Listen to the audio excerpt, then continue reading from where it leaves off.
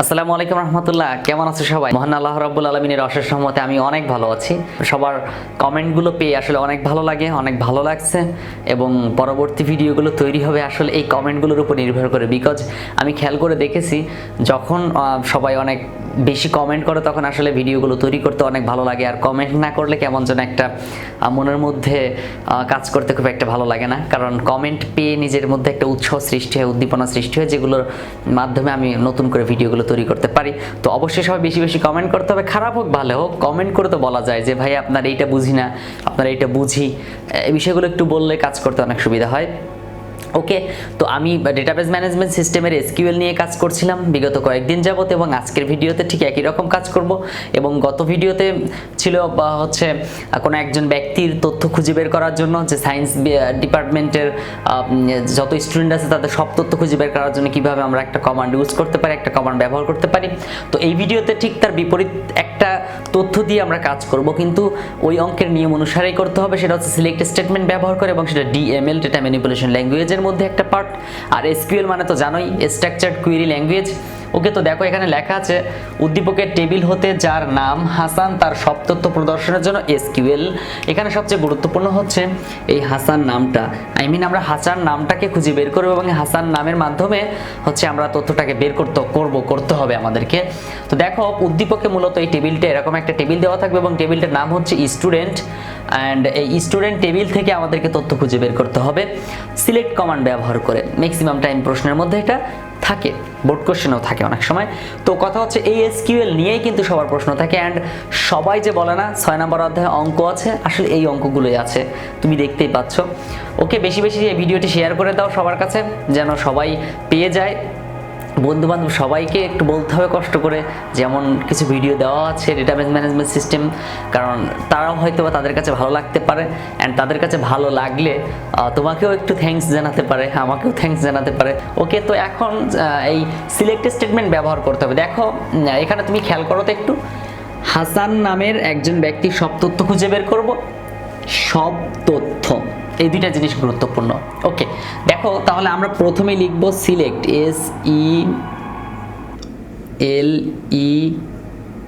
SELECT, select, then select করব কি সব তথ্য। এখানে কিন্তু বলা নেই যে শুধু রোল কিংবা নাম নাকি ডিপার্টমেন্ট নাকি জিপিএ, কোনো কিছু বলা নাই নির্দিষ্ট করে, জাস্ট দেওয়া আছে সব তথ্য, তার মানে সবগুলোই প্রদর্শন করতে হবে। তাহলে জাস্ট সিলেক্ট লিখলেই হয়ে যাবে। ওকে, তাহলে সিলেক্ট লিখতে হবে অনলি। তারপর আমরা লিখব হচ্ছে ফ্রম। এই ফ্রম বলতে এখানে বোঝানো হচ্ছে, ফ্রম মানে হতে বা থেকে, কোথা থেকে তথ্যটা খুঁজে বের করবে, স্টুডেন্ট নামক টেবিল থেকে। আচ্ছা ভাইয়া এখানে টেবিল তো একটাই আছে, তাহলে কেন আমরা ফ্রম স্টুডেন্ট লিখলাম, টেবিলের নাম কেন লিখলাম? কথা হচ্ছে একটা ডেটাবেস ম্যানেজমেন্ট সিস্টেম কিন্তু একটা টেবিল নিয়ে হয় না, অনেক টেবিল নিয়ে হয়, 5-7টা টেবিল থাকে।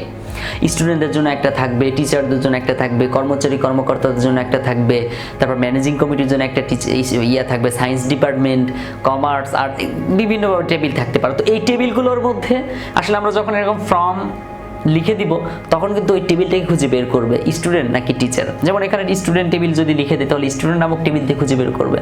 ওকে, তাহলে আমরা লিখবো কি ফ্রম, দেন ফ্রম দিয়ে আসলে স্টুডেন্ট নামটা যেভাবে লেখা আছে সেভাবে লিখে দাও, student from student. Okay, student নামক টেবিল দিয়ে খুঁজে বের করবে।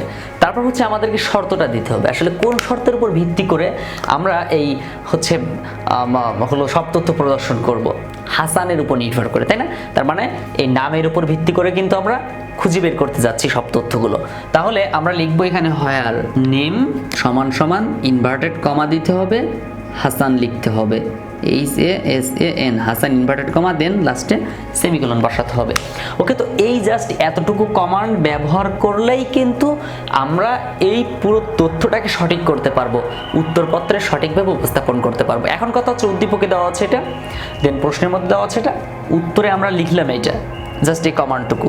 তাহলে এতটুকু লিখলে তো আর হবে না, এখানে কি করতে হবে, যেহেতু আমরা হাসান নামক একটা তথ্য, হাসান নামক একজন স্টুডেন্টের তথ্য খুঁজে বের করতে যাচ্ছি, তাহলে কিন্তু আমাদেরকে উত্তরে দেখাই দিতে হবে যে হ্যাঁ আমি হাসান নামক স্টুডেন্টের তথ্য খুঁজে বের করছি। তাহলে কিভাবে লিখতে হবে, জাস্ট একটা টেবিল তৈরি করতে হবে, অ্যান্ড টেবিলের মধ্যে জাস্ট এটা যেভাবে আছে না এভাবেই থাকবে, যেমন রোল নাম্বার থাকবে, তারপর হচ্ছে নেম থাকবে, তারপর হচ্ছে ডিপার্টমেন্ট থাকবে, তারপর হচ্ছে জিপিএ থাকবে।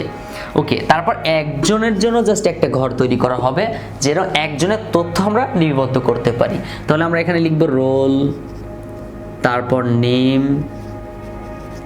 তারপর ডিপার্টমেন্ট, তারপর হচ্ছে জিপিএ।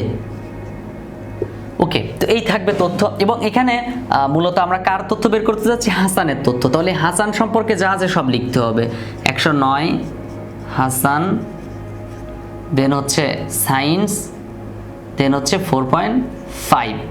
ওকে, এখানে তুমি এই হাসান নামটা না দিতেও পারো, যেহেতু আমরা হাসানের নাম খুঁজে বের করতে যাচ্ছি। তো এই ছিল একটা জাস্ট একটা কমান্ডের উপর ভিত্তি করে কিভাবে একটা তথ্য খুঁজে বের করতে হয়। ওকে, চলো এবার আমরা আরেকটা অঙ্কের মধ্যে যাই। ওকে, খেয়াল করে দেখো, উদ্দীপকে জাস্ট এই টেবিলটা দেওয়া আছে। আমি আসলে বারবার এই টেবিলটা তৈরি না করে একটা টেবিল থেকে আসলে বিভিন্ন অ্যাঙ্গেলে কীভাবে প্রশ্ন থাকতে পারে সেটা আমরা বের করে দেখাতে যাচ্ছি। ওকে, দেখো, উক্ত টেবিলে যে শিক্ষার্থীর নাম হাসান, জসিম এবং সাকিব, হাসান, জসিম অ্যান্ড সাকিব, তাদের জিপিএ এবং রোল ফিল্ড খুঁজে বের করার জন্য এসকিউএল। আচ্ছা, তাহলে আমরা খুঁজে বের করতে যাচ্ছি কি, জিপিএ এবং রোল ফিল্ড। তাহলে আমরা এখানে লিখব সিলেক্ট, আমি এখানে স্মল লেটার ক্যাপিটাল লেটার মিলে লিখলাম, কারণ কি তোমাদের জন্য কোনো প্রবলেম না হয় ফিউচারে যে আসলে স্মল লেটার ইউজ করবো না ক্যাপিটাল লেটার ইউজ করবো। ব্যাপারটা হচ্ছে আমি বারবার বলে দিচ্ছি কথাটা যে small letter capital letter that's not fact for this sum. আমাদেরকে জাস্ট ফলো করতে হবে যে আমরা নিয়মটা ঠিক করতেছি কিনা। আসলে স্মল লেটার ক্যাপিটাল লেটার এগুলো নিয়ে কোনো প্রবলেম হয় না। সিলেক্ট, তারপর আমরা কি লিখতে যাচ্ছি, জিপিএ এবং রোল। তাহলে আমরা এখানে লিখব জিপিএ অ্যান্ড রোল, জিপিএ, দেন কমা বসাবো একটা বড় করে, দেন রোল বসাবো। ওকে, তারপর হচ্ছে আমরা কোথা থেকে খুঁজে বের করব, স্টুডেন্ট নামক টেবিল থেকে। তাহলে আমরা লিখব ফ্রম স্টুডেন্ট। তারপর আমরা কি লিখব, আসলে কোন তথ্যের উপর ভিত্তি করে আমরা খুঁজে বের করতে যাচ্ছি। আমরা কিন্তু 3 জন ব্যক্তির নামের উপর ভিত্তি করে, তাহলে আমরা এখানে লিখতে পারি হোয়ার নেম সমান ইনভার্টেড কমা দিতে হবে, দেন হাসান কমা, তারপর হচ্ছে জসিম কমা, তারপর হচ্ছে সাকিব ইনভার্টেড কমা, দেন হচ্ছে সেমিকোলন বসাতে হবে। তাহলে আমাদের এই হয়ে গেল হচ্ছে তোমার যে আমাদের যে কমান্ডটা লিখতে হবে সে কমান্ডটা হয়ে গেছে। এখন আমরা কি করব, আসলে উত্তরে আমরা কি দেখাবো, উত্তরটা যেভাবে দেখাবো সেটা হচ্ছে জাস্ট রোল এবং জিপি এর জন্য একটা ঘর তৈরি করব, এবং সেখানে যেন 3 জন স্টুডেন্টের তথ্য রাখা যায়, 1 জন 2 জন 3 জন, তাহলে 3টা ঘর তৈরি করব। ওকে, তারপর হচ্ছে রোল লিখব, দেন জিপিএ লিখব। দেখো, রোল হচ্ছে তোমার কার কার, হাসান, জসিম, সাকিব, হাসান, জসিম, সাকিব। তাহলে একজনের রোল 109, একজনের রোল 213, তারপর হচ্ছে আরেকজনের নাম রোল 205, এবং জিপিএ হচ্ছে 4.5, 5 অ্যান্ড 4.8। ওকে, তো এই ছিল হচ্ছে জাস্ট সারমর্ম আমাদের উত্তরটা। এইটাকেই আমরা খুঁজে বের করতে যাচ্ছিলাম মূলত। আসলে কি খুঁজে বের করতে চাচ্ছিলাম সেটাও দেখাতে হবে আমাদেরকে, অ্যান্ড আমরা যে কমান্ডটা লিখবো সেই কমান্ডটাও এখানে লিখে দেখাতে হবে, যে কমান্ডের মাধ্যমে আমরা খুঁজে বের করতেছি। ওকে, তো এই ছিল 2টি অঙ্ক।